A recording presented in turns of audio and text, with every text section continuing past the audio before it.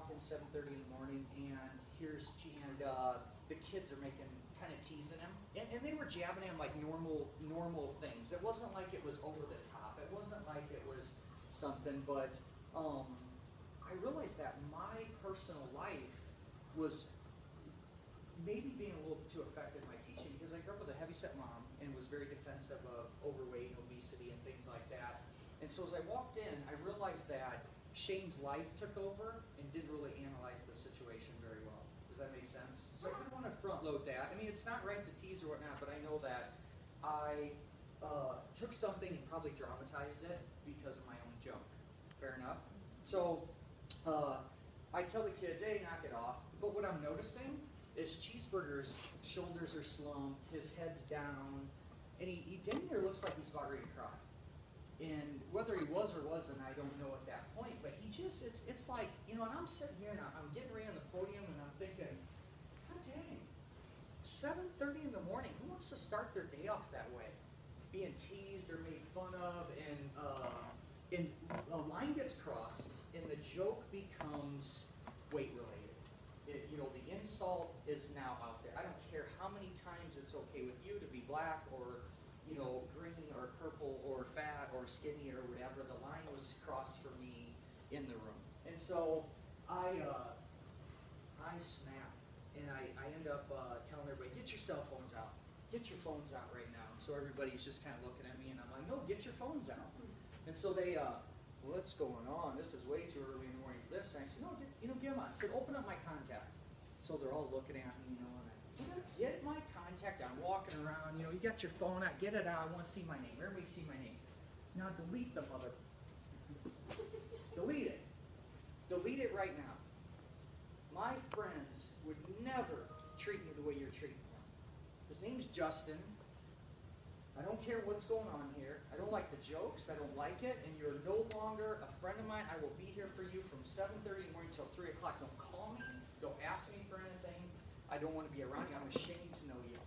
And I just had a ton of energy about it. So the class is just like, and they're not deleting. I said, delete my number. And I'm energy and freaking out. Like, I'm not kidding about this. And Justin's just, his shoulders are even slumping more. Like, oh, God, now I'm embarrassed. And now whatever. And I'm like, and then I said, guys, who wants to be treated that way? I do not care. And I turned to Justin and said, Justin, you know, do you want to be called Cheeseburger? And he just looked up and he starts crying and he just says, no. And the whole class gets really quiet, right? And they're just like, oh, guys, you know, but you told us to call you that. You told us to call you Cheeseburger. You know what I'm saying?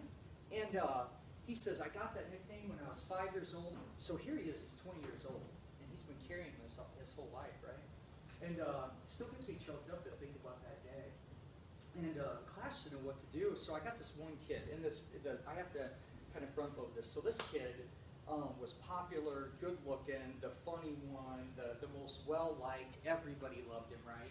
And after he graduated, he became an employee of mine and worked in my shop for a couple of years. So, I mean, this is way after this that he becomes this employee. But he wasn't afraid to voice an opinion, right? So, ridiculous. This is not our fault. He told us to call him that. And I said, well, we've identified you don't like it. So we're just done. And he just couldn't stop. He's like, hey, I'm not comfortable with this. You coming in here freaking out, you punishing us, making us out to be bad people, delete your number, this and that. He set the stage that this was okay, and I'm not going to feel bad about doing something. I said, well, it's been established we don't want to do it anymore, and he won't let it go. And he's just like, you know, this is just freaking ridiculous.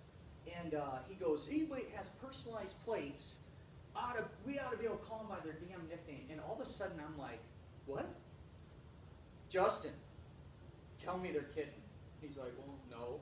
I'm like, everybody get out of your seats right now. You imagine I'm animated, whatnot. Everybody up right now. So 7:45 in the morning, we're trucking through the lab, and the other students instruct, like, what's going on? We get out to the parking lot, and I get up to his Ford Temple, and son of a biscuit, his personalized license plate is Cheeseburger. So I'm sitting here, and I'm like, oh, I don't even know what to do with this, you know. I'm defending somebody who doesn't, you know, and it's just the whole thing. So we get back to classroom, and I kind of apologize, of course, and I'm like, guys, you know, I just got to bring my own junk out here. You know, this is just about me, but I don't like it. You know, and I said, you know, Justin, if you don't like it, man, I'd love to call you by your name. And he says, I'd really like that. And relationships got built. It was just beautiful. So the moving forward of it was, we also, he just wanted to be called Justin. He didn't want a different nickname, or he didn't want anything. So the next year comes around, I get to my form, and I start to pass something to class. I'm like, wait a second here. And all it used to have was name. So then for a couple years, it just had nickname. And then I really started to think, well, let's make sure that they want to be called that. Because here's Justin. And, all of these years, let's just say 14 years, he carried something he didn't really want. And I don't know when that changed or whatnot. I contacted Justin on Facebook and asked him if he had a picture of his plate, and he didn't get one back to me in time or whatnot. Now he's married. So I thought, the two sides of it was us noticing things are in the classroom. That's my story time piece. Maybe being able to be a little more professional about it, and then thinking about what we do with that information. And recently, and this just happened this year, this is brand new, do you need one? To create that kind of funny piece about it. And so we have a kid this year, really quiet, really passive. Parents warned me ahead of time, geez, we just want him to come out of his shell. And he got his nickname here. It took about 3 months, but now we have his RC. He likes RC cars and screws around. Short and easy, and everybody remembers it, and it's been pretty fun. And so this is my latest form. There's nothing that extravagant about it. I asked them what their goals and what their weaknesses are, and maybe what they can bring to the class. And that is my story. If we're really thinking about that intentionally and saying, okay, yeah, we want to build relationships, but the reality is we had a job and we're hired to teach this, and that's the business side of it, right? So if we can be creative to make the relationship building, to make the storytelling, to make it somehow tie into the assignments, the group projects, this. I know that before being able to have a partner to work with and be able to bounce ideas back and forth, we really weren't even engaging. I myself, when I had both freshmen and sophomores, I wasn't engaging the group side of it.